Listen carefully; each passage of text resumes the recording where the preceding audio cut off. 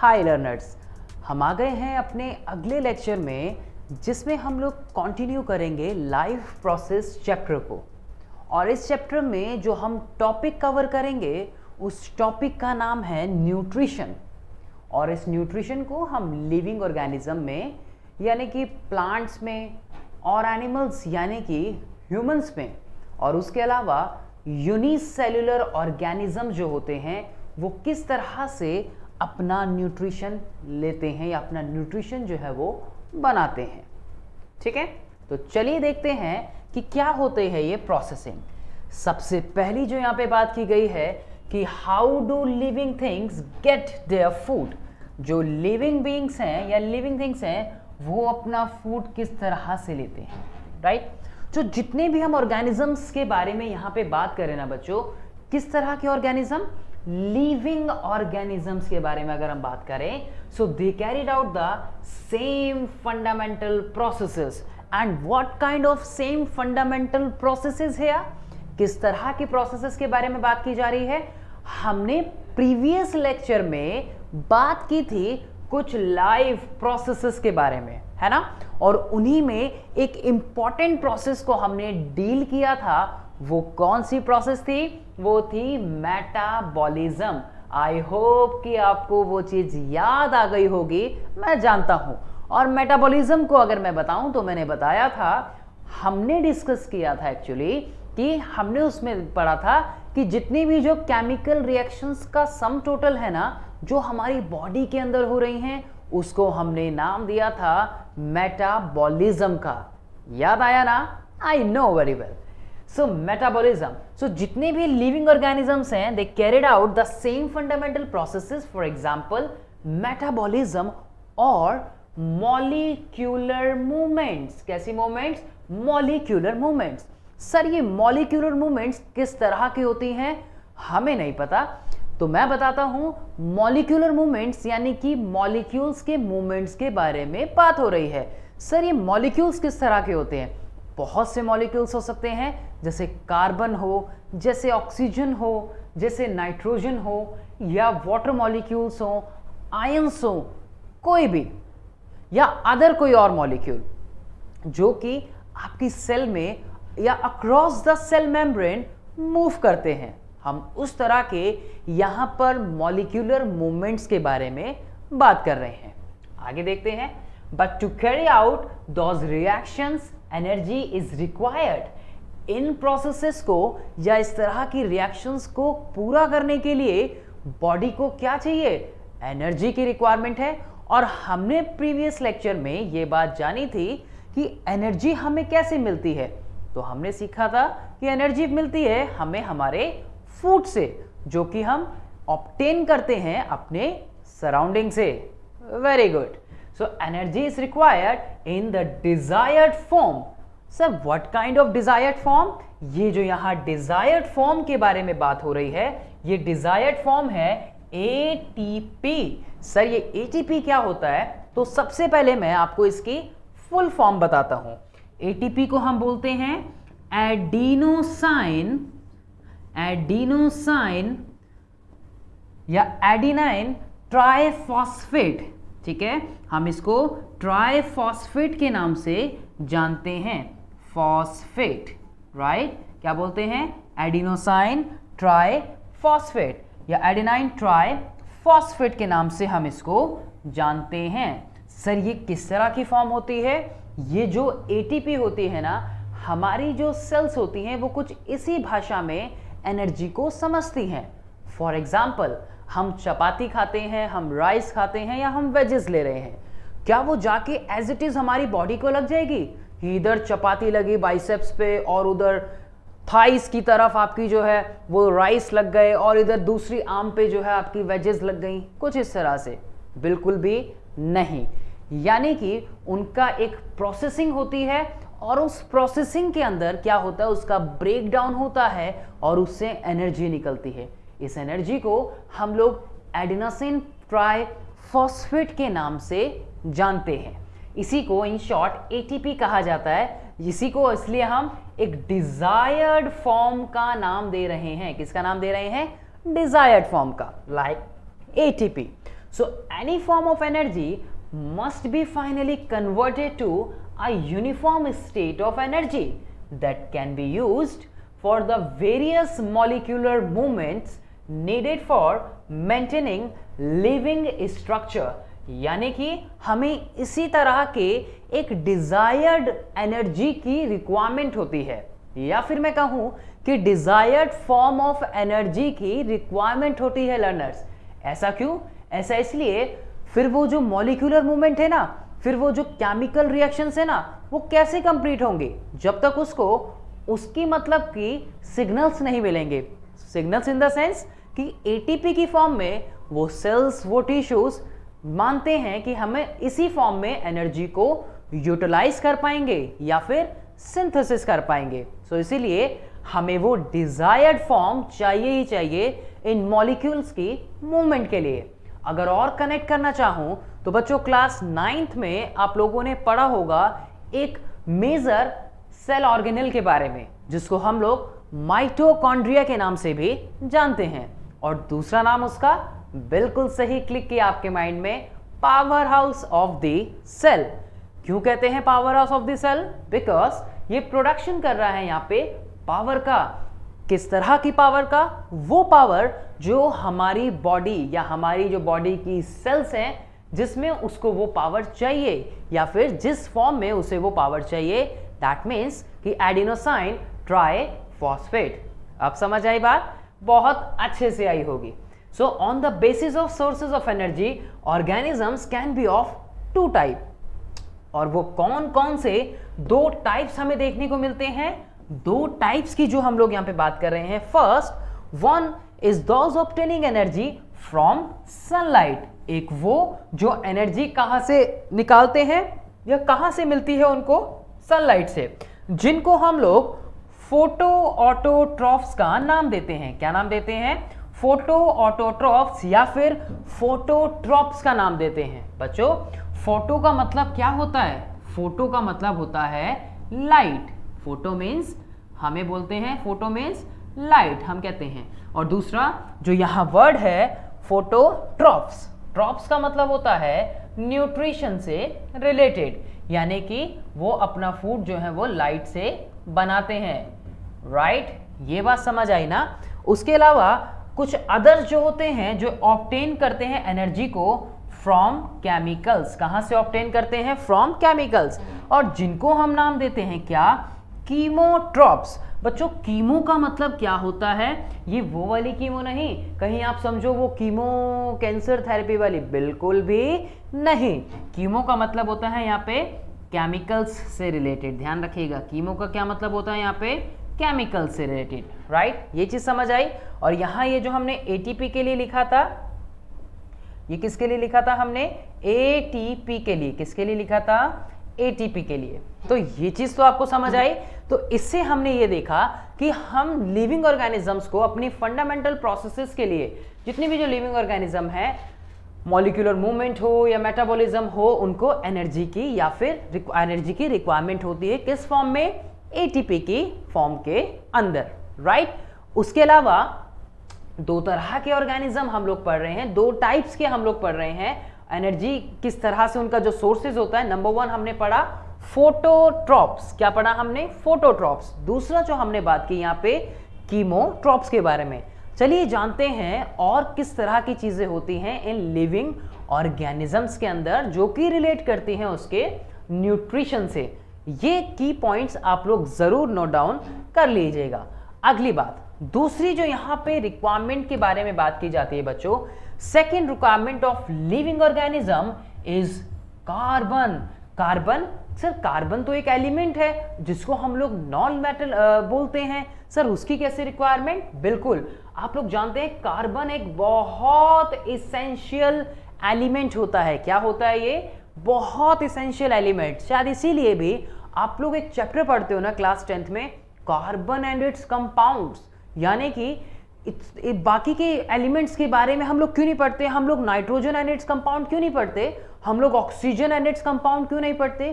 कुछ तो बात होगी कार्बन में। आप लोग जानते हैं कि बाहर से लेके बॉडी के अंदर तक कार्बन के इतने सारे मटेरियल या फिर इतने सारे प्रोडक्ट्स आपको देखने को मिलते हैं, या कंपाउंड इतने सारे आपकी बॉडी के अंदर देखने को मिलते हैं जो ये खुद बनाता है। और ये तो आप लोग जानते हो ना कि इसके इस कोवेलेंट बॉन्डिंग के नेचर की वजह से या इसके कैटेनेशन प्रॉपर्टी की वजह से ये काम ये कर पाता है, राइट? ये चीज समझ आई? और जानकारी के लिए कार्बन अकेला मोर देन 50 लाख कंपाउंड्स जो है वो बना सकता है। सर वो तो ठीक है, लेकिन क्या बायोलॉजी में भी इसका इतना ज़्यादा नीड है? बिल्कुल, मैंने कहा ना कि हमारी बॉडी के अंदर भी ये अपने बहुत से कंपाउंड्स बनाता है। जैसे कि आपने ये फॉर्मूला तो सुना ही होगा, C6H12O6। ये एक सिंपल ग्लूकोज का फॉर्मूला है जिसमें भी आपको कार्बन देखने को मिल रहे हैं। कितने एटम? 6 टोटल। इसके अलावा बहुत से अमाइनो एसिड्स या फैट्स के मॉलिक्यूल्स भी जब आप देखते हैं तो उसमें आपको कार्बन की चेन देखने को मिलती है। किसकी चेन? इस कार्बन की चेन जो है वो देखने को मिलती है। तो second requirement of the living organism is, that's why carbon. ध्यान रखिएगा, living organism required carbon for growth. हमें क्यों जरूरत है? मन में सवाल तो जरूर आया होगा कि हमें, इसलिए मैंने यहां क्वेश्चन मार्क लगाया कि हमें क्यों जरूरत होती है इस कार्बन की। तो हमारी बॉडी में ग्रोथ के लिए एंड बॉडी बिल्डिंग के लिए हमें इस एलिमेंट की जरूरत होती है। मैं कहूं हमें या फिर एक लिविंग ऑर्गेनिज्म को। ये चीज ध्यान रखिएगा बच्चों, ठीक है? Life on earth depends on carbon based molecule. Most of this food sources are also carbon based. देखिए, वही फूड सोर्सेज के बारे में यहां पे बात हो रही है। तो कौन कौन से फूड सोर्सेज हैं वो? जैसे कि अभी हमने बात की कार्बोहाइड्रेट के बारे में, जैसे कि हमने बोला अभी प्रोटीन्स के बारे में या फिर लिपिड्स के बारे में, राइट? तो यानी कि हमें इनकी बॉडी, हमारी बॉडी को इनकी रिक्वायरमेंट होती है बच्चों। ध्यान रखिएगा, living organism can obtain carbon from different sources. हम जितने भी जो लिविंग ऑर्गेनिज्म हैं, हम कहां से इनको ऑब्टेन कर सकते हैं? तो हमारे पास डिफरेंट सोर्सेज होते हैं। जैसे कि जो ग्रीन प्लांट्स होते हैं उनका सोर्स एक अलग होता है, और जो हेटेरोट्रॉप्स होते हैं यानी कि वो ऑर्गेनिज्म जो दूसरों पर निर्भर रहते हैं, उनका ये सोर्स एक अलग होता है। ये चीज ध्यान रखिएगा, ठीक है? तो चलिए देखते हैं कि हम कौन से सोर्सेज हमारे पास होते हैं। हम उसी के बिहाफ पे इनको आगे स्टडी भी करते हैं। ये चीज ध्यान रखिएगा। So living organisms can obtain carbon from different sources on the basis of which organism can be further classify into 2 types. मैंने कहा ना कि हम उनको आगे इन्हीं पॉइंट्स के बिहाफ पे आगे डिस्कस कर देंगे। तो जैसे कि यहाँ पे 2 टाइप्स के बारे में बात हो रही है। फर्स्ट, जो ऑब्टेन करते हैं कार्बन को फ्रॉम कार्बन डाइऑक्साइड। कहां से? From carbon dioxide. तो ऐसे कौन से ऑर्गेनिज्म है सर जो उसको ऑब्टेन करते हैं और वो उसको एक सेम ऑर्गेनिक मैटर के अंदर कन्वर्ट भी करते हैं? इस तरह के ऑर्गेनिजम्स को हम लोग ऑटोट्रॉफ्स का नाम देते हैं। क्या नाम देते हैं? ऑटोट्रॉफ्स का। देखिए, ऑटोट्रॉफ्स। सो क्या होता है? ऑटो मीन्स होता है सेल्फ। ऑटो मीन्स क्या होता है? सेल्फ। और ट्रॉफस जो यहाँ पे वर्ड है, ये जो वर्ड आया है यहाँ पे कौन सा? ट्रॉफ्स। जैसा कि अभी हमने पीछे भी बात की थी, तो ट्रॉफ्स का क्या मतलब होता है? ट्रॉफ्स को हम बोलते हैं न्यूट्रिशन बच्चों। क्या बोलते हैं? न्यूट्रिशन। ये बात समझ आई ना? तो ऑटोट्रॉफ्स। दूसरे जो होते हैं others obtaining carbon directly from organic substances, they are called heterotrophs। क्या बोलते हैं हम इसको? हेटेरोट्रॉफ्स का नाम देते हैं। बच्चों, हेटेरोट्रॉफ्स का मतलब क्या होता है? हेटेरो का मतलब होता है डिपेंडेंट या फिर डिपेंड ऑन अदर्स, जो कि दूसरों पर निर्भर रहते हैं। डिपेंडेंट या फिर डिपेंड ऑन अदर्स। और दूसरी तरफ ट्रॉफस मीन्स, ट्रॉफस का मतलब क्या बताया? न्यूट्रिशन के बारे में हमने इसमें बात की। तो यहां से क्या की पॉइंट निकले?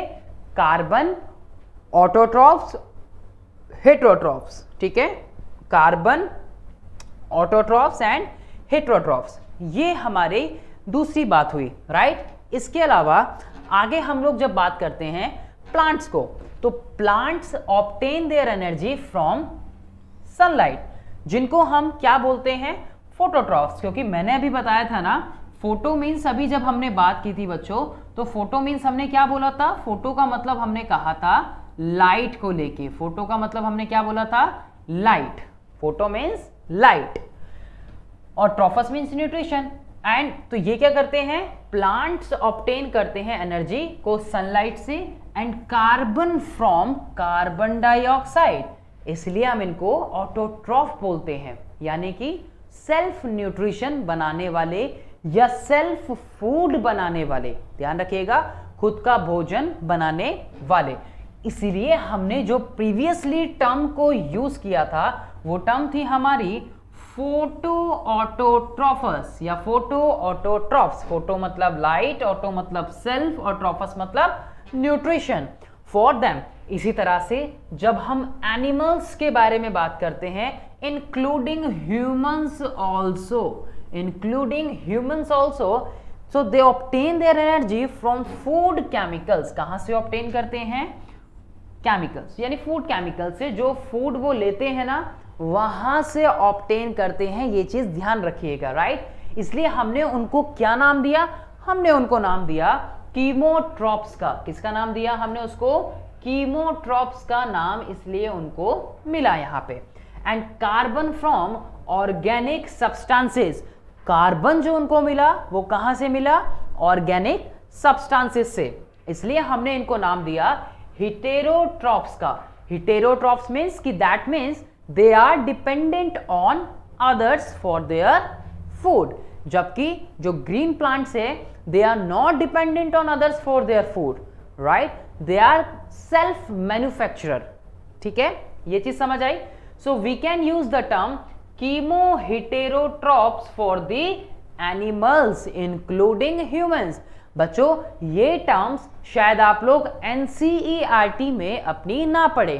कौन सी टर्म, शायद ये वाली टर्म कीमो हेटेरोट्रॉप्स और दूसरी फोटो ऑटोट्रॉप्स। तो ध्यान रखिएगा, कीमो यहाँ पे केमिकल को रिलेट कर रहा है और ट्रॉफस तो न्यूट्रिशन, जैसा कि अभी आपने शुरुआत में पढ़ ही लिया था, और हेटेरो का मतलब जो कि डिपेंडेंट होते हैं दूसरों पर। आई होप कि आपको ये चीज बहुत अच्छे से समझ आई हो। तो की पॉइंट्स अगर मैं निकालूं इन इनिशियल स्लाइड से तो क्या क्या निकले, जैसे कि ऑटोट्रॉफ्स, जैसे कि हेटेरोट्रॉफ्स, जैसे कि कार्बन का रोल, ये सारे पॉइंट्स आपको पता होने चाहिए न्यूट्रिशन के अंदर। ठीक है, चलिए, सो न्यूट्रिशन के बाद हम इसमें देखते हैं ये एक चार्ट, जो कि चार्ट आपको क्या इंडिकेट कर रहा है, जितनी भी सारी चीजें अभी हमने पढ़ी इन स्लाइड्स में, ये पूरा का पूरा चार्ट जो है ये आपके लिए एक शॉर्ट समरी का काम करेगा। शॉर्ट में अगर आप समझना चाहते हैं तो आप इस चार्ट की हेल्प से भी समझ सकते हैं। जैसे कि आप देखेंगे यहाँ पे ऑल ऑर्गेनिजम्स के बारे में बात हो रही है, और जब भी हम ऑल ऑर्गेनिजम्स के बारे में बात करेंगे तो आप सभी ऑर्गेनिजम्स को यहाँ पे मान के चलेंगे। ठीक है, फोटो, जैसे सनलाइट है तो हमने उसमें फोटोट्रॉप्स का नाम दिया, इसी तरह से यहाँ पे केमिकल कंपाउंड थे तो हमने उसको कीमोट्रॉप्स का नाम दिया। फिर हमने उसको देखा था ना कि वो किस तरह से फूड, अपना सोर्स क्या है, सोर्स ऑफ कार्बन, यहाँ पे कार्बन डाइऑक्साइड सी, इसी तरह से यहाँ पे भी CO2। फिर फूड हमने इसमें देखा, हेटेरोट्रॉप्स में देखा। वही चीज यहाँ पे सिर्फ सिंपली एक चार्ट की फॉर्म के अंदर आ गई है। जैसे कि ऑटोट्रॉप्स में देखा कि ऑल प्लांट्स लाइक एल्गे हो गए, साइनोबैक्टीरिया जिसको हम ब्लू ग्रीन एल्गे के नाम से भी जानते हैं, ये कुछ एडिशनल इंफॉर्मेशन आपके लिए। कुछ प्रोटिस्ट हो गए, बैक्टीरियाज हो गए, हेटेरोट्रॉप्स जैसे हो गए green non sulphur bacteria, purple non sulphur bacteria जो हेटेरोट्रॉप्स हैं। उसी तरह से यहाँ पे ऑटोट्रॉप्स में आपके कुछ कार्बन मोनोऑक्साइड या ऑक्सीडाइजिंग बैक्टीरिया हो गए। बहुत से बैक्टीरिया ऐसे होते हैं जो ऑटोट्रॉफिक नेचर भी अपना शो करते हैं। आप इनको पढ़ेंगे आगे हायर क्लासेस के अंदर, राइट। कुछ एडिशनल इंफॉर्मेशन के साथ ये न्यूट्रिशन के बारे में थोड़ी सी जानकारी थी आप लोगों के लिए। उसके बाद आगे देखते हैं फोटोसिंथेसिस की प्रोसेस, और ये कितनी ज़्यादा इंपॉर्टेंट है वो चीज़ भी आप लोग जानते होंगे। ये फोटोसिंथेसिस की प्रोसेस जो है बच्चों, ये किसमें, हमें ग्रीन प्लांट्स में देखने को मिलती है। अगर हम यहां पे इस वर्ड को ब्रेक करने की सोचें तो फोटो का मतलब जैसे कि अभी हमने बात की थी, फोटो मीन्स हमने कहा था लाइट, और जब भी आप देखेंगे वर्ड सिंथेसिस, कौन सा वर्ड देखेंगे, सिंथेसिस, तो सिंथेसिस का क्या मतलब होता है, सिंथेसिस का मतलब होता है बनाना, यानी कि बनाना वाला हिंदी वाला बनाना भाई, तो बनाना मतलब सिंथेसिस करना यानी कि प्रोडक्शन करना, right. So photosynthesis autotrophic mode of nutrition in which plants synthesis their own organic substances, जैसे कि ग्लूकोज, राइट। सर ये ग्लूकोज है क्यों, क्योंकि वही एक फॉर्म है जिसमें हम लोग आगे जाके उसको एनर्जी को यूज करते हैं, चाहे वो कोई भी लिविंग ऑर्गेनिज्म क्यों ना हो। तो ऑर्गेनिक सब्सटेंस या glucose, so from inorganic substances like carbon dioxide and electron donor like water in most cases, ये इलेक्ट्रॉन डोनर ये सब क्या होती है, ये सारी चीजें आप हायर क्लासेस में स्टडी करेंगे, ठीक है। So with the help of energy provided by sunlight it's called photosynthesis. तो ये प्रोसेस सनलाइट की प्रेजेंस में हो रही है, ये process with the help of sunlight हो रही है, इसलिए हम इसको फोटोसिंथेसिस का नाम देते हैं। और हमने क्या देखा इसमें कि जो ऑर्गेनिक सब्सटेंसेस जैसे ग्लूकोज हो गए, कहां से, from inorganic substances, carbon dioxide से इसका फॉर्मेशन होता है, यानी कि जो रिएक्टेंट साइड है वहां रिएक्टेंट साइड पे आपको कार्बन डाइऑक्साइड जो है CO2 जो है वो देखने को मिलती है। सनलाइट और क्लोरोफिल की प्रेजेंस में, मैंने क्या कहा, मैंने कहा सनलाइट और क्लोरोफिल की प्रेजेंस के अंदर, क्लोरोफिल की प्रेजेंस के अंदर ये रिएक्शन होगी, और इस रिएक्शन के बाद क्या बनेगा, ये जो हम ग्लूकोज के बारे में बात कर रहे हैं इसका फॉर्मेशन होगा। ये रिएक्शन मैंने रफली लिखी, अभी हम आगे इसको डिस्कस करेंगे। तो ये बात रही फोटोसिंथेसिस की। Photosynthesis takes place in a double membraned organelle. Sir ये डबल मेम्ब्रेन्ड ऑर्गेनेल क्या होता है, अगर आपने क्लास 9th में सेल स्ट्रक्चर्स को अच्छे से स्टडी किया होगा तो आपने देखा होगा वहां पे कि कई स्ट्रक्चर्स ऐसे होते हैं जो सिंगल मेम्ब्रेनस होते हैं, कई डबल मेम्ब्रेनस होते हैं, कई जो है विदाउट मेम्ब्रेन होते हैं, करेक्ट, राइट। तो ऐसे ही एक मेम्ब्रेन है, यानी कि एक डबल मेम्ब्रेन ऑर्गेनेल है जिसको हम बोलते हैं क्या, क्लोरोप्लास्ट। अब क्लोरोप्लास्ट को मैंने देखो ग्रीन कलर से सर्कल किया है, दैट मीन्स कि इसके पास, इस प्लास्टिड के पास एक ऐसा, ये क्या है बच्चों, ये एक तरह का प्लास्टिड होता है। प्लास्टिड तो आप सभी ने पढ़े थे ना, ये एक तरह का प्लास्टिड होता है, और इस प्लास्टिड के अंदर क्या होता है, इस प्लास्टिड के अंदर प्रेजेंट होता है क्लोरोफिल। क्या प्रेजेंट होता है, क्लोरोफिल पिगमेंट जो है वो प्रेजेंट होता है, और ये कैसा कलर होता है इसका, ग्रीन कलर। इसलिए हमने इस पूरी रिएक्शन को, हमने इस पूरे पार्ट को कैसे कर दिया, ग्रीन कर दिया, ठीक है, तो ग्रीन कलर का। And maximum number of chloroplast occur in green leaves, ज्यादातर जो प्रेजेंट होते हैं वो कहां पे प्रेजेंट होते हैं, क्लोरोप्लास्ट ग्रीन लीव्स के अंदर। अभी हम आगे डायग्राम की हेल्प से भी समझेंगे कि ये कैसे होते हैं, ठीक है। चलिए, तो ये चीज एक समझ आई। थोड़ी सी एडिशनल इंफॉर्मेशंस आपके लिए, ये थोड़ी सी एडिशनल इंफॉर्मेशन है। Within the chloroplast, there is the membranous system consisting of grana and stroma lamella. There are also some parts. ये भी क्या है, ये भी एक तरह के पार्ट हैं, ग्रेना और stroma lamella, and the fluid stroma और matrix. These are the also the structure of leaf. जब आप leaf का section view करेंगे ना, जब आप लीफ के स्ट्रक्चर को देखेंगे तो वहां ग्रेनम, ये region, thylakoid region, stroma region, ये सारी चीजें हमें उसमें देखने को मिलेंगी, ठीक है।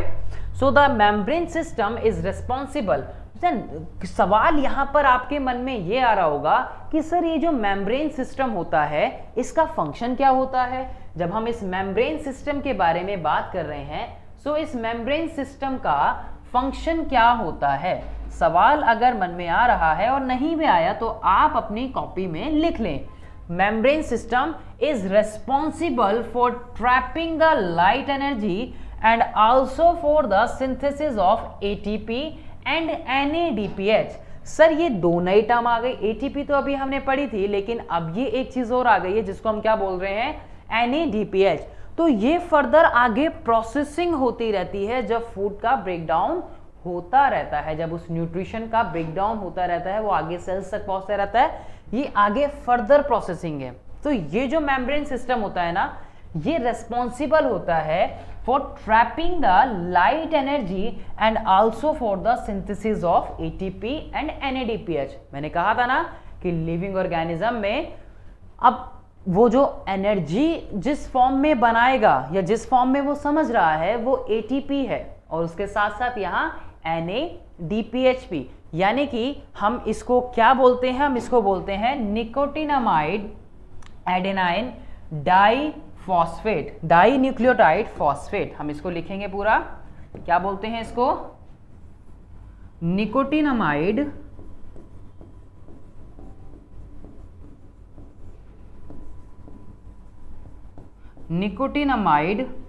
Adenine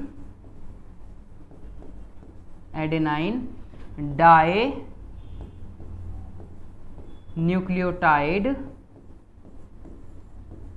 nucleotide phosphate. ये थोड़ा सा बड़ा नाम हो गया, लेकिन आपकी जानकारी के लिए आप ये मत सोचना कि ये आपके बोर्ड्स में पूछा जाएगा, नहीं, बिल्कुल भी नहीं पूछा जाएगा ये, ठीक है। Nicotinamide adenine di nucleotide phosphate, ये इसकी फुल फॉर्म हो गई।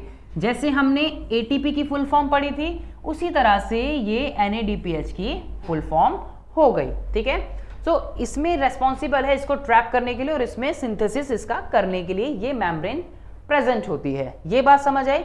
फिर जैसे एक और नाम आया नया, स्ट्रोमा रीजन। ये भी एक उसी का पार्ट है, जैसे कि हम लोग बात कर रहे थे थाइलाकॉइड के, ग्रेनम के, स्ट्रोमा के, ये सभी जो हैं उस लीफ के स्ट्रक्चर के पार्ट्स होते हैं बच्चों, ध्यान रखिएगा, ठीक है। Enzymatic reactions incorporates CO2 into the plant leading to synthesis of sugar।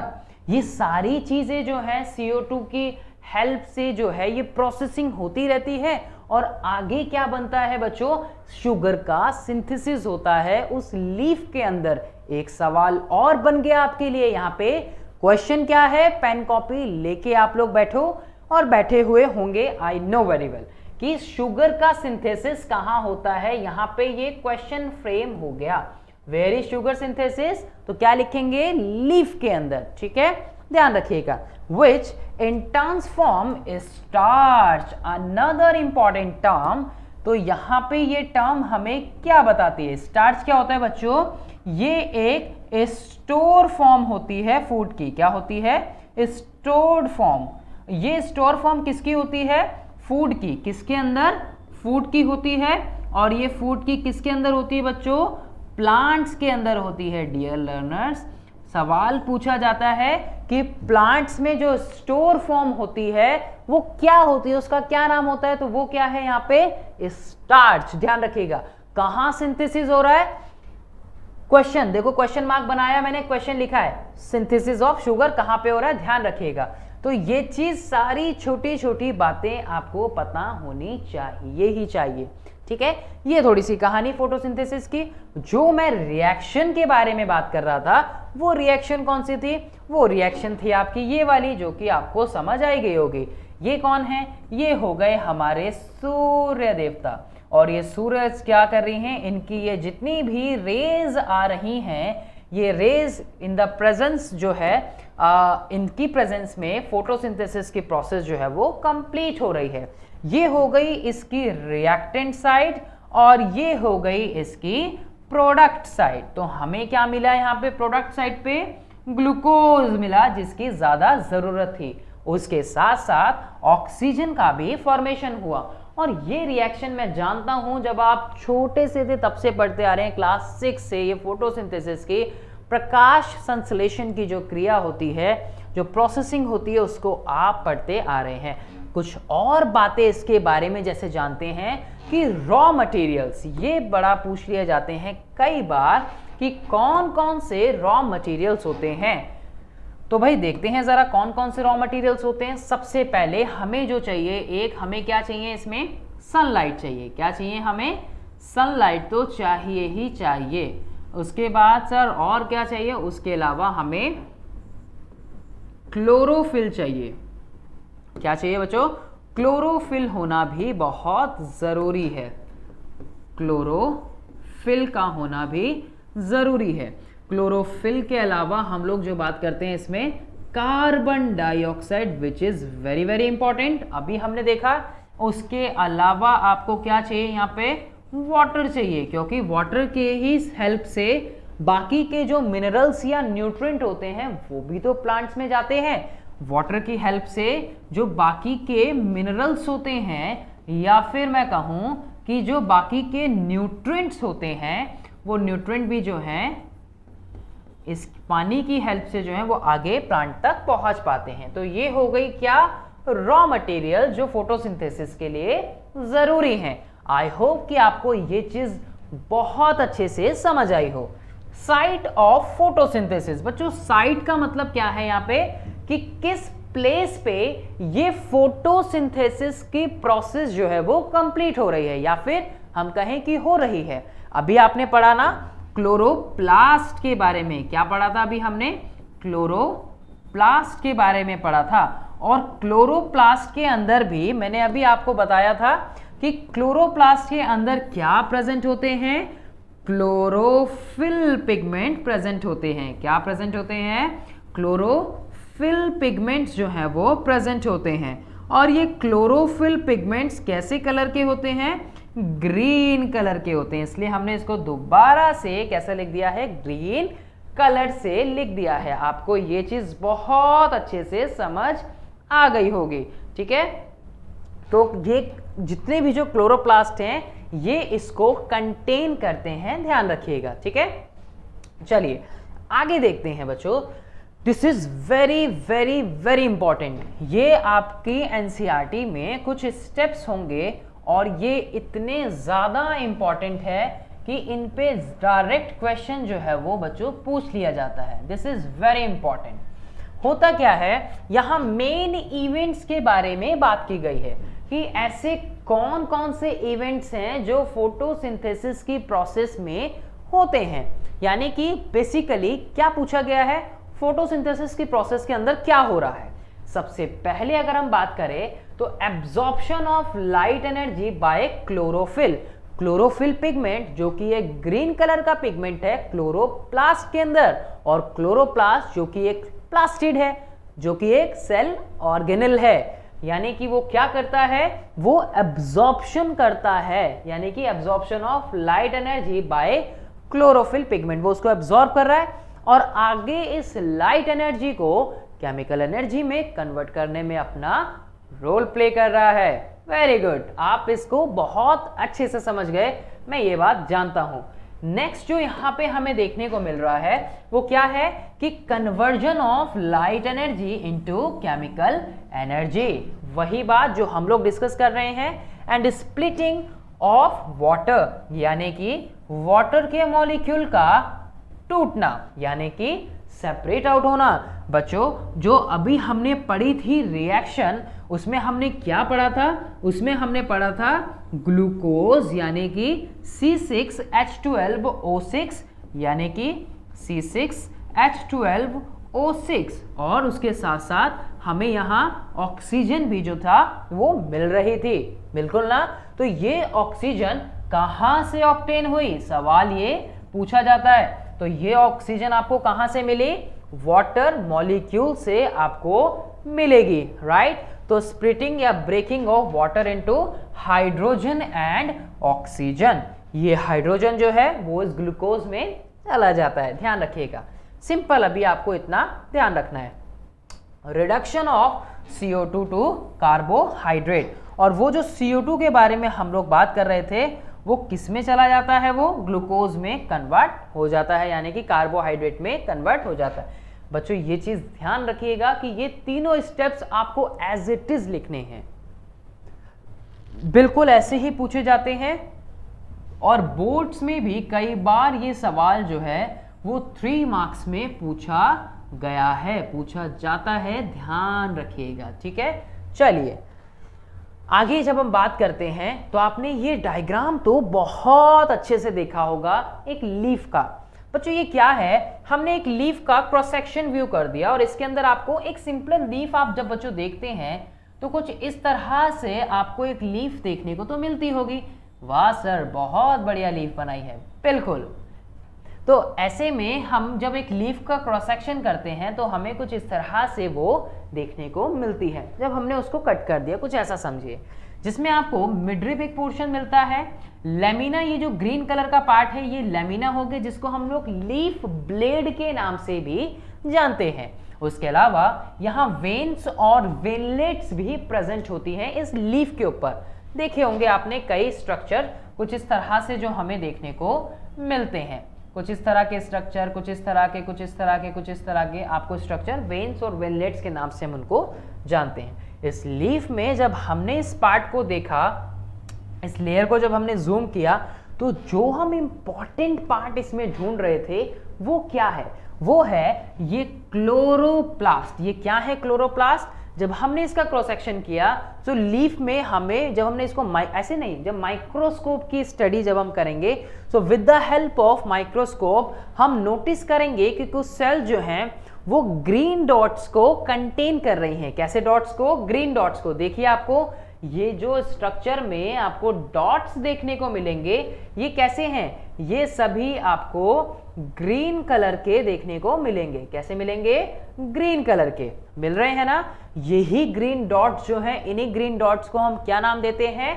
Chloroplast का नाम देते हैं। इन्हीं ग्रीन प्लांट डॉट्स को हम क्लोरोप्लास्ट बोलते हैं। और इन क्लोरोप्लास्ट में क्या प्रेजेंट होता है? Very good, chlorophyll pigment present होता है। और उसी क्लोरोफिल पिगमेंट की हेल्प से एक ग्रीन प्लांट जो है बच्चों, वो सनलाइट को एब्जॉर्ब करता है। ध्यान रखिएगा, वेरी गुड। ठीक है, तो ये चीज हमें वहां से समझ आती है उस एक्टिविटी से। ओके, चलिए अब आगे ये एक और डायग्राम आपने देखा होगा। ये जैसे कि मैं इसमें बताऊं आपको कि यहाँ पे भी हमें देखने को मिलती हैं कुछ सेल्स, जिनको हम क्या बोलते हैं? Guard cells. ये गार्ड सेल्स क्या करती हैं? एक पार्ट होता है यहाँ लीफ पे, उसको हम बोलते हैं स्टोमेटा। स्टोमेटा क्या होता है? स्टोमेटा प्रेजेंट होते हैं पोर्स। और इन स्टोमेटा का क्या फंक्शन होता है? देखिए क्या होते हैं? स्टोमेटा होते हैं। क्या होते हैं? स्टोमेटा होते हैं। स्टोमेटा क्या करते हैं सर? स्टोमेटा एक तरीके के पोर्स होते हैं। क्या होते हैं? पोर्स होते हैं। ये पोर्स क्या करते हैं? इनका काम होता है एक्सचेंज ऑफ गैसेस। क्या काम होता है? Exchange of gases. ये एक काम हुआ। दूसरा काम क्या होता है? दूसरा काम होता है ट्रांसपीरेशन की प्रोसेस का। ट्रांसपीरेशन की प्रोसेस में अपना रोल प्ले करते हैं। कौन सी प्रोसेस में बच्चों? ट्रांसपीरेशन की प्रोसेस में अपना रोल प्ले करते हैं। ठीक है, जिसमें वाटर लॉस होता है। क्या होता है इसमें? वाटर लॉस होता है। इसमें क्या होता है? वाटर का लॉस होना। वाटर का लॉस होना। ठीक है, वाटर का लॉस होना किसे हम बोलते हैं? वाटर का लॉस होना बोलते हैं बच्चों। ये चीज आप ध्यान रखिएगा। ठीक है, ठीक है जी। चलिए, तो स्टोमेटा पे जो पोर्स होते हैं, इसके अंदर सेल्स प्रेजेंट होती हैं, जिनको हम बोलते हैं बच्चों गार्ड सेल्स का, जिनको हम नाम देते हैं। ये गार्ड सेल जो है, इनमें क्या होती है? इन गार्ड सेल्स में ओपनिंग और क्लोजिंग हमें देखने को मिलती हैं। क्या देखने को मिलती है इसके अंदर? हमें ओपनिंग एंड क्या देखने को मिलती है? इसमें हमें क्लोजिंग जो है वो देखने को मिलती है। ओपनिंग एंड क्लोजिंग जो है हमें वो इसमें देखने को गार्ड सेल्स में मिलती है। उसी तरह से हमें इसमें ओपनिंग भी जो है वो देखने को मिलती है। Opening and closing of stomata या गार्ड सेल जरूरी है।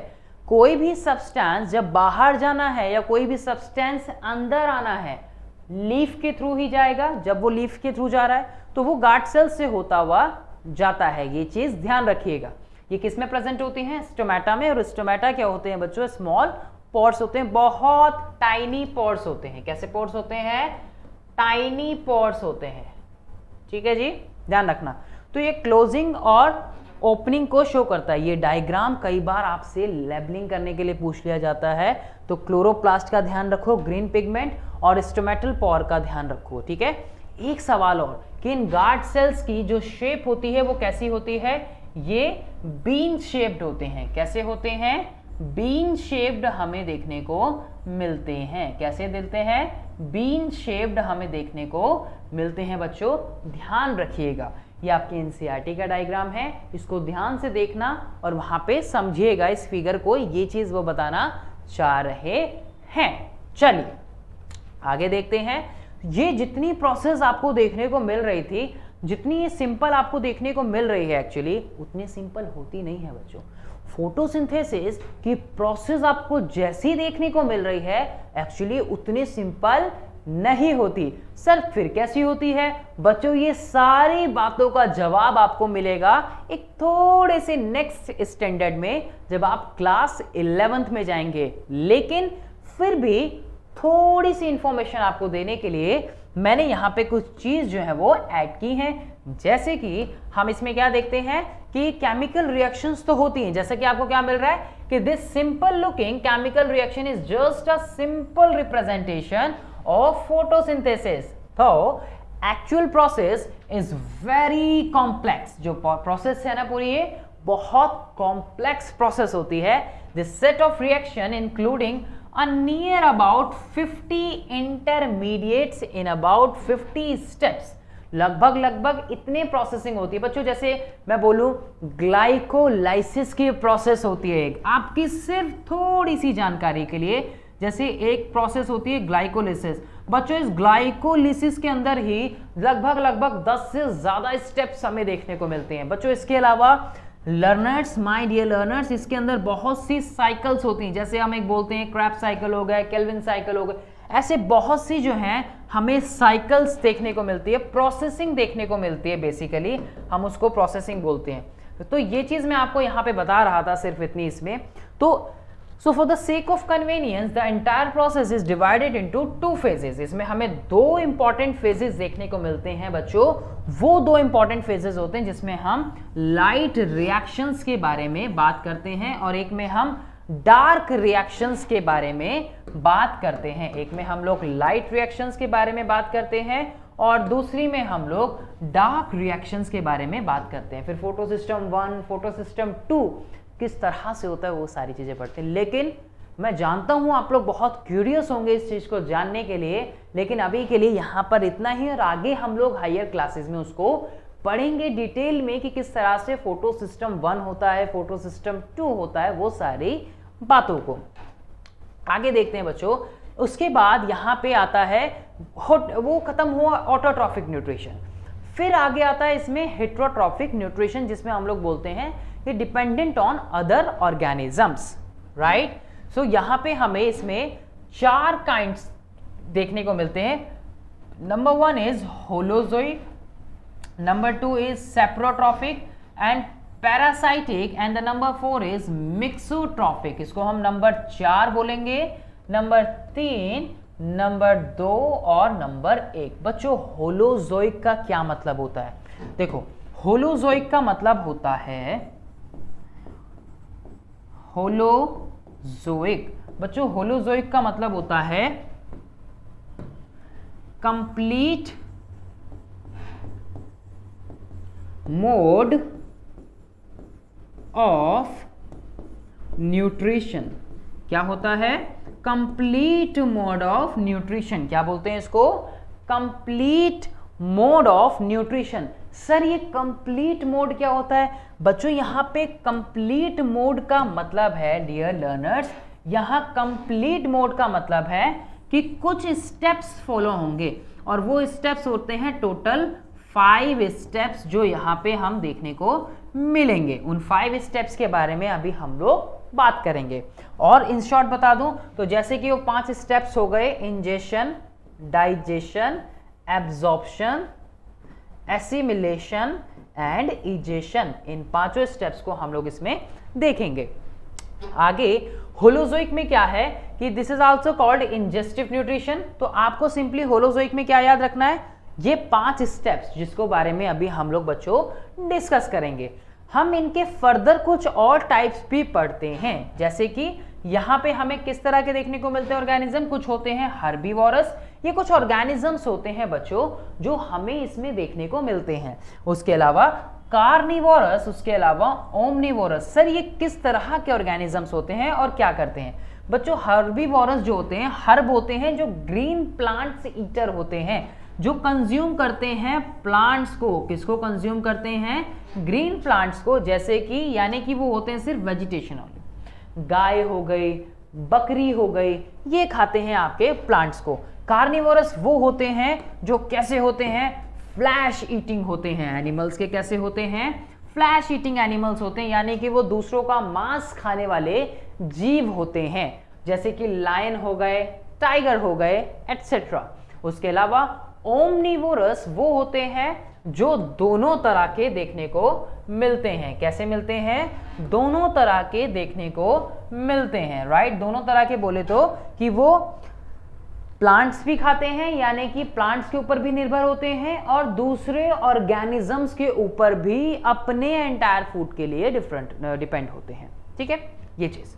जैसे कि ह्यूमंस भी एक तरीके के ह्यूमंस भी तो होते हैं, वो फ्लैश भी खाते हैं, जानवरों का मांस भी खाते हैं, और चपाती भी खाते हैं, गेहूं भी खाते हैं, चावल भी खाते हैं, सब्जियां भी खाते हैं, सब खाते हैं। ये चीज आती है किसमें? ओमनिवोरस में। ये बात समझ आई। रैट भी ऐसी होते हैं, क्रॉ भी ऐसी होते हैं, ध्यान रखिएगा। ठीक है, आगे चलते हैं बच्चों। These are the basic steps जो कि बहुत इंपॉर्टेंट है बच्चों, ध्यान रखिएगा। इंजेशन, मैंने आपको बताया था ना, इंजेशन का मतलब होता है इनटेक करना। सिंपल भाषा में इंजेशन का मतलब क्या होता है बच्चों? इंजेशन का मतलब होता है इनटेक करना फूड को। ठीक है, दूसरा होता है यानी कि आपने माउथ में रखा या अपनी बॉडी के अंदर इनटेक किया, तो उसको बोलते हैं इनटेक ऑफ फूड। क्या नाम देते हैं उसको? Intake of food. उसके बाद बात करते हैं डाइजेशन की, यानी कि डाइजेशन का क्या मतलब हो गया यहाँ पे बच्चों? डाइजेशन का यहाँ पे मतलब हुआ, क्या मतलब हुआ डाइजेशन का? डाइजेशन का यहाँ पे मतलब हुआ कि जो एक कॉम्प्लेक्स मॉलिक्यूल है उसको सिंपलर मॉलिक्यूल में ब्रेक डाउन करना। किस में ब्रेक डाउन करना? एक सिंपल मॉलिक्यूल में ब्रेक डाउन करना, डाइजेशन बेसिकली ब्रेक करना। तीसरा आता है यहाँ पे एब्जॉर्प्शन। एब्जॉर्प्शन होता है कि मूवमेंट होना है डाइजेस्टेड फूड की, जो भी उसके अंदर से सब्सटेंसेस निकले, अब चाहे वो कार्ब्स हो, फैट्स हो या अदर प्रोटीन्स मॉलिक्यूल हो, कोई भी हो, उनका वहां से निकलना और उसका मूवमेंट करना, इसको बोलते हैं हम एब्जॉर्प्शन। बच्चों चौथा पॉइंट यहाँ पे आता है जिसको हम बोलते हैं एसिमिलेशन। क्या बोलते हैं? एसिमिलेशन। ये एसिमिलेशन क्या होता है सर? एसिमिलेशन का मतलब होता है यूटिलाइजेशन ऑफ फूड। अब ये यूटिलाइजेशन ऑफ फूड कौन करेगा? यानी कि जो फूड बना है, यानी कि जो न्यूट्रिशन निकले हैं, उन न्यूट्रिशन का सेल्स या फिर टिश्यूज तक पहुंचना, सेल्स या फिर टिश्यूज तक पहुंचना क्या कहलाता है? एसिमिलेशन। क्या बोलते हैं उसको? Assimilation, right. ध्यान रखिएगा कि जितने भी जो कार्ब्स, प्रोटीन्स, फैट्स, जो भी मॉलिक्यूल्स निकल रहे हैं, उनका सेल्स या टिश्यूज तक आना क्या कहलाता है? एसिमिलेशन। तीसरा, चौथा पॉइंट जो है यहाँ पे पांचवा बच्चों, वो क्या है? इजेशन, यानी कि जो भी वेस्ट बना उसमें उसको रिड ऑफ करना, उसको बॉडी से बाहर निकालना, जो भी फूड जो है वो बन रहा है। ठीक है जी। तो अनडाइजेस्टेड वेस्ट मटेरियल को हम इजेशन का नाम देते हैं, उसको बाहर निकालना, गेटिंग रिड ऑफ। ठीक है, ये 5 स्टेप समझ आए, बहुत इंपॉर्टेंट है, बहुत हेल्प करेंगे अभी आपको। एक बात, डिफरेंट ऑर्गेनिज्म, बात छोटी है मगर मोटी है। Different organisms utilise different nutritional processes as it depend upon the source of carbon from where the food is taken। सब एक जैसी प्रोसेसिंग को नहीं अपनाते। जैसे कई ऑटोट्रॉफ्स होते हैं, कई आपके हेटेरोट्रॉफ्स होते हैं, और हेटेरोट्रॉफ्स में भी कई आपके पैरासाइटिक होते हैं, कई आपके सेप्रोफाइटिक होते हैं, और कई आपके होलोजोइक मोड ऑफ न्यूट्रिशन को फॉलो करते हैं। तो यानी कि जितने भी जो आप एंटायर ऑर्गेनिजम्स के बारे में बात कर रहे हैं, कोई भी ऐसा ही नहीं होगा कि वो एक ही फूड प्रोसेसिंग के पीछे भाग रहा है, सब अलग अलग अलग अलग अलग अलग यूज करेंगे। तो ये पहला जो था हमारा वो क्या था, होलोजोइक, मतलब कंप्लीट मोड ऑफ न्यूट्रिशन को लेके। उसके बाद आप देखते हैं saprotrophic, saprotrophic also called absorptive nutritive या एब्जॉर्प्टिव न्यूट्रिशन वाले क्या करते हैं, ये कुछ ऑर्गेनिज्म ऐसे होते हैं जो ब्रेक डाउन करते हैं food material outside the body and then absorb it, like fungi, bread moulds, yeast हो गए, मशरूम हो गए, ये होते हैं, they are following the saprophytic type. किस तरह का, सेप्रोट्रॉफिक या फिर सेप्रोफाइटिक, ठीक है। और ये कई डेड ऑर्गेनिक मटेरियल्स को भी अपना भोजन बनाते हैं, ध्यान रखिएगा, डेड को भी अपना भोजन बनाते हैं, ऑल्सो कॉल्ड एब्जॉर्प्टिव न्यूट्रिटिव, ठीक है। Organism break down the food material outside the body, ये एक तरीके के हो गए बच्चों। उसके बाद जैसे पैरासाइटिक, ये पैरासाइट्स क्या होते हैं सर? बच्चों सबसे पहली जो बात है इसमें, पैरासाइट क्या होते हैं, तो पैरासाइट को क्या चाहिए, पैरासाइट्स को दो चीज चाहिए बच्चों। सर ये दो चीज उनको क्या चाहिए, एक उनको चाहिए शेल्टर, एक उनको क्या चाहिए शेल्टर, और दूसरा उनको क्या चाहिए फूड। एक उनको चाहिए शेल्टर और दूसरा क्या चाहिए उनको फूड, शेल्टर और फूड। सर ये शेल्टर और फूड कहां से चाहिए, तो भाई शेल्टर और फूड उनको चाहिए किसी होस्ट से। कहां से चाहिए, किसी होस्ट की बॉडी से उसको वो चाहिए ही चाहिए, किसी होस्ट की बॉडी से उसको वो चाहिए ही चाहिए। तो होस्ट से उसको चाहिए, तो सम और other organism derive nutrition from plants और एनिमल्स, फ्रॉम प्लांट्स और एनिमल्स विदाउट किलिंग देम, उसको मार नहीं रहा है बच्चों। सिंपल एग्जांपल अगर मैं और चलो और बताते हैं अभी, इसमें आप देखेंगे पैरासाइट्स जो आपको देखने को मिलेंगे ना बच्चों, ये दो तरह से आपको देखने को मिलेंगे बच्चों। एक होते हैं एक्सोपैरासाइट्स, क्या होते हैं एक्सोपैरासाइट्स, और बच्चों एक होते हैं आपके एंडोपैरासाइट्स। कैसे होते हैं, एंडोपैरासाइट्स, एक्सोपैरासाइट और एंडो। बच्चों एंडो का मतलब इनसाइड, एंडो का मतलब इनसाइड, इन, और एक्सो का मतलब क्या हो गया, आउटसाइड, मतलब आउट, यानी कि inside the body and outside the body. Parasites को क्या चाहिए, पैरासाइट्स को दो चीजें चाहिए, शेल्टर, फूड। किससे, उसके होस्ट से। किससे चाहिए, उसके होस्ट से। सो दैट मीन्स ये दो तरीके से, और विदाउट किलिंग देम, ये उसको बिना मारे, होस्ट को बिना मारे उसका सारा न्यूट्रिशन जो है वो लेते रहते हैं, ऑब्टेन करते रहते हैं। This parasitic nutritive strategy is used by a wide variety of organism like Cuscuta, जो कि एक अमरबेल, orchid, ticks, right, lice, leeches and tapeworms. बच्चों आपने सुना होगा लिसिस हो जाती हैं बालों में, साधारण शब्दों में क्या हूं, जुएं। ये क्या करती हैं, ये बालों को अपना घर बनाती हैं। ये जो हेयर्स हैं ये हो गए इसके शेल्टर, जो लिसिस हो जाती हैं बालों में। वो जो फूड आपका ब्लड सक करती हैं वो हो गया उसका फूड, और हमारी बॉडी पे है तो हम हो गए होस्ट।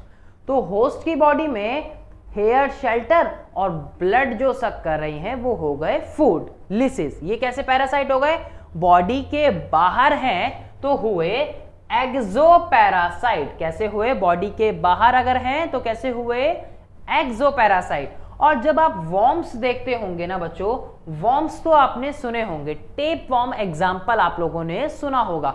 अच्छा, और साधारण शब्दों में कहूं तो आपने सुना होगा कि कभी डॉक्टर के गए हैं बचपन में, डॉक्टर साहब बच्चे के पेट में तो बहुत कीड़े हैं, बेचारा बहुत खाता है, पहले 2 चपाती खाता था अब 4 चपाती खाने लगा है, क्या करें।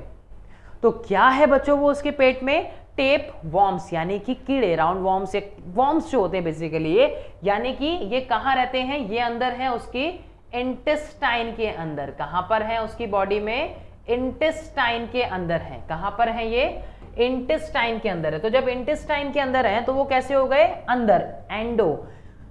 शेल्टर, फूड क्या ले रहे हैं, जो बेचारा वो बच्चा खा रहा है या कोई बड़ा ऑर्गेनिज्म खा रहा है तो उसका वो फूड ऑब्टेन कर रहे हैं, जल्दी जल्दी उसको भूख लग रही है, वो जो खाता है जल्दी से ले लेते हैं, एंडोपैरासाइट।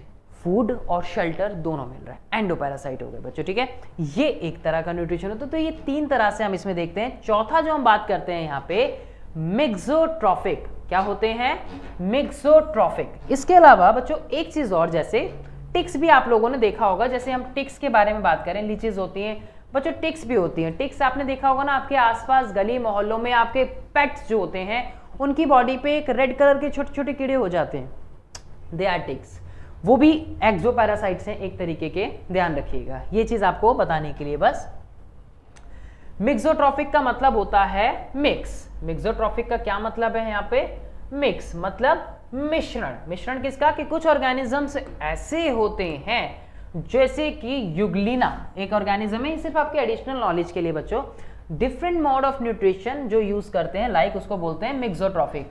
बच्चों कई बैक्टीरियाज भी ऐसे होते हैं जो इस तरह का न्यूट्रिशन नेचर शो करते हैं कि वो सनलाइट की प्रेजेंस में तो ऑटोट्रॉफिक होते हैं, और जब सनलाइट प्रेजेंट नहीं होती तब वो कैसा नेचर शो करते हैं?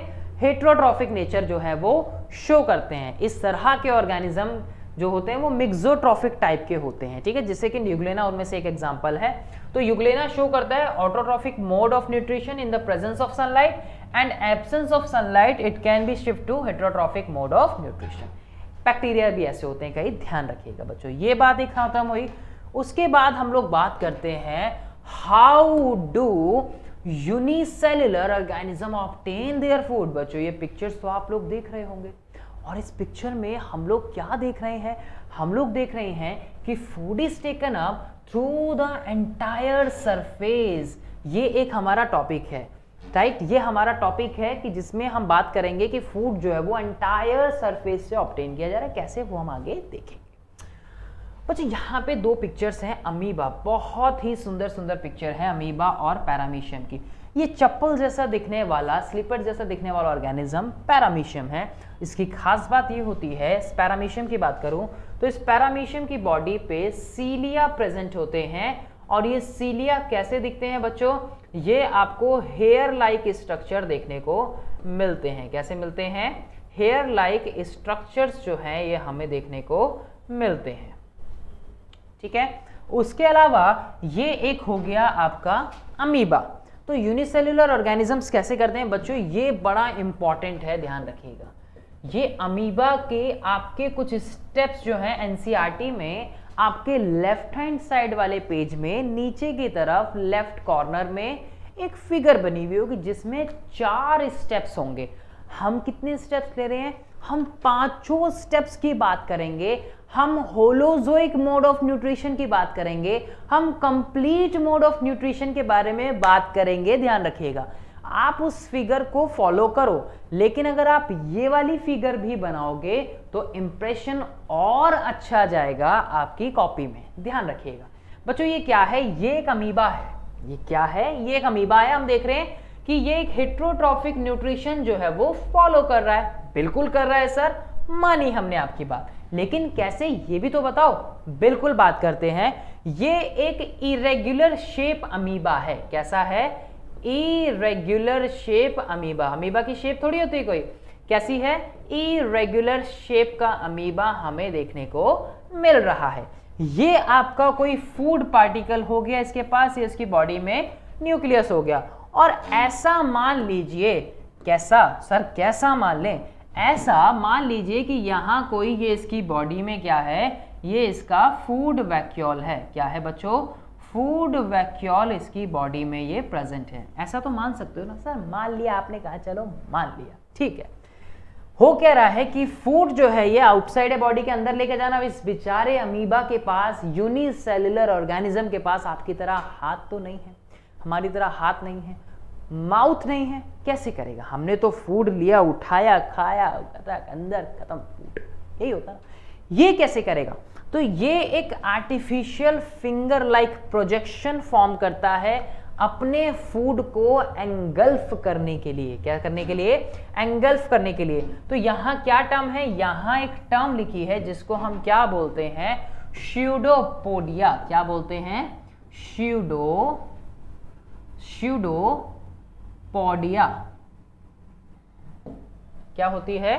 स्यूडोपोडिया। क्या बोलते हैं हम इसको बच्चों? स्यूडोपोडिया। बच्चों ये क्या होता है? इसका मतलब स्यूडो का मतलब होता है फॉल्स। क्या होता है? स्यूडो का मतलब फॉल्स। और दूसरी जो टर्म है यहां पर क्या है? पोडिया। क्या है? पोडिया। पोडिया का मतलब होता है फीट, यानी कि फॉल्स फीट। ये क्या बनाता है? False feet. इस फॉल्स फीट की वजह से ये क्या कर रहा है? ये अपने फूड को एंगल्फ कर रहा है। क्या कर रहा है? एंगल्फिंग शो कर रहा है। ये घेर रहा है उसको, यहां उसने उसको घेर लिया। अब जैसे उसने उसको घेरा तो आप देखेंगे यहां ये इंजेक्शन की प्रोसेस कंप्लीट कर रहा है। इस स्टेप में इंजेक्शन मतलब इनटेक कर रहा है।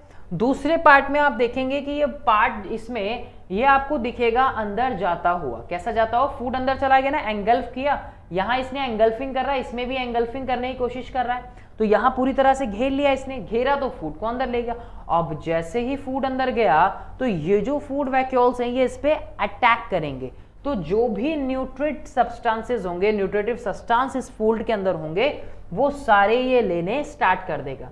फूड वैक्यूल्स इसके ऊपर देखो आक्रमण करना स्टार्ट कर दिया। आक्रमण क्या कर दिया इन्होंने? यहाँ पे आक्रमण। फूड आया है, घेर लो इसको। आक्रमण, घेर लो।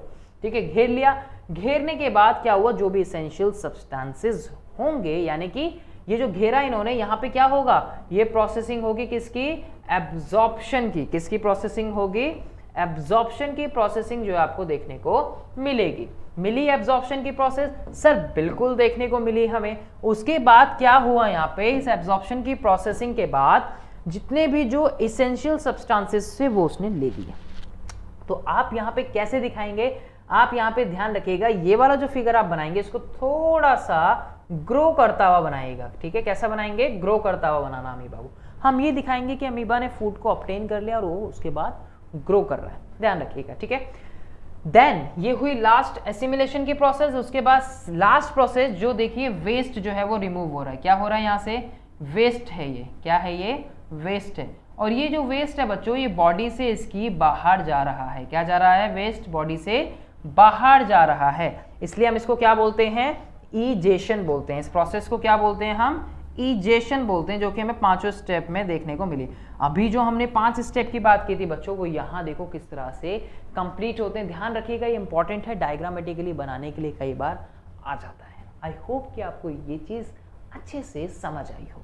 ठीक है, ओके। और पैरामीशियम की अगर हम बात करें, आपके मन में सवाल आ रहा होगा कि सर पैरामीशियम में कैसा होता है? तो पैरामीशियम में डायरेक्ट सिंपल डिफ्यूजन के थ्रू, यहाँ पे भी सिंपल डिफ्यूजन की प्रोसेस के थ्रू, ध्यान रखिएगा यहाँ पर भी डिफ्यूजन की प्रोसेस के थ्रू जो है, इवन सिंपल डिफ्यूजन की प्रोसेस के थ्रू जो है ये इनटेक करता है फूड को। ध्यान रखिएगा, ठीक है। सिंपल डिफ्यूजन की प्रोसेस के थ्रू जो है वो इनटेक करने इसको स्टार्ट करता है। प्रोसेसिंग जो आगे की कंप्लीट होती है।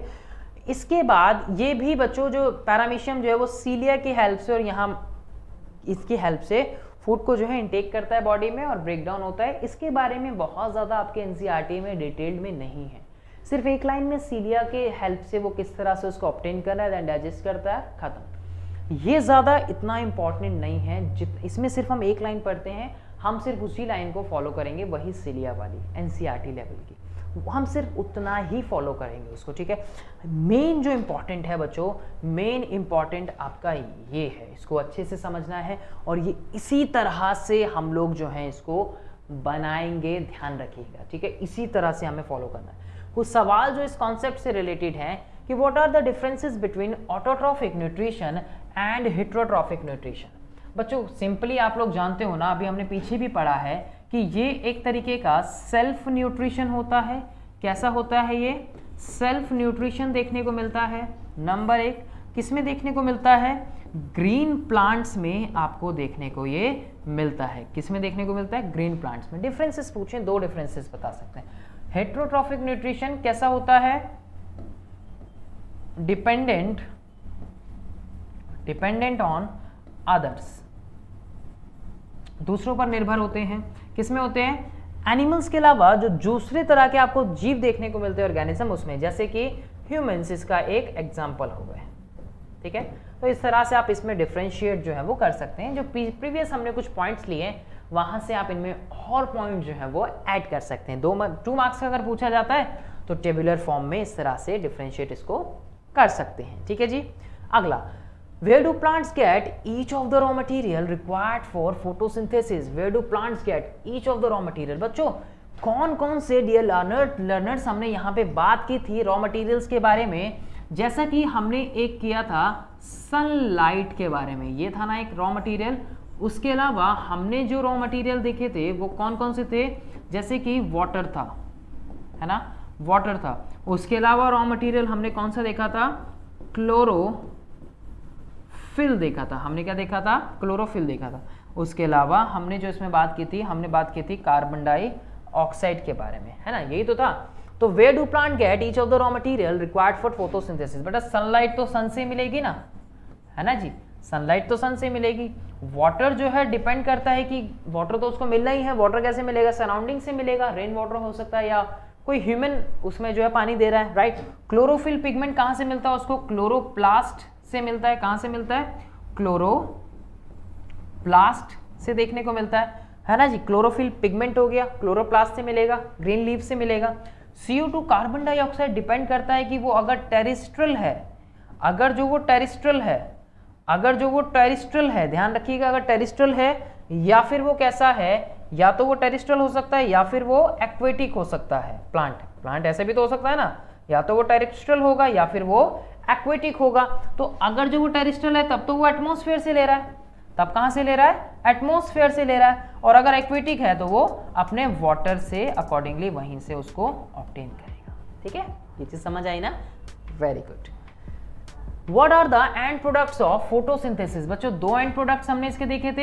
एक आपने देखा था इसके अंदर क्या, ग्लूकोज के बारे में, और जिसको आपने बोला था स्टार्च भी, स्टोर्ड फूड स्टार्च। और उसके बाद आपने क्या देखा था, ऑक्सीजन के बारे में हमने यहाँ पे बात की थी। ये 2 एंड प्रोडक्ट्स हो गए, बिल्कुल ठीक है। तो ये सारी चीजें बच्चों हमने इसके अंदर पढ़ी। आई होप कि आपको ये चीज जो है बहुत अच्छे से समझ आई हो। अब मैं मिलता हूं आपसे अपने नेक्स्ट लेक्चर में, जिसमें हम लोग बात करेंगे डाइजेशन इन ह्यूमन बीइंग्स, यानी कि ह्यूमन के डाइजेस्टिव सिस्टम को अच्छे से स्टडी करेंगे। Thanks for watching.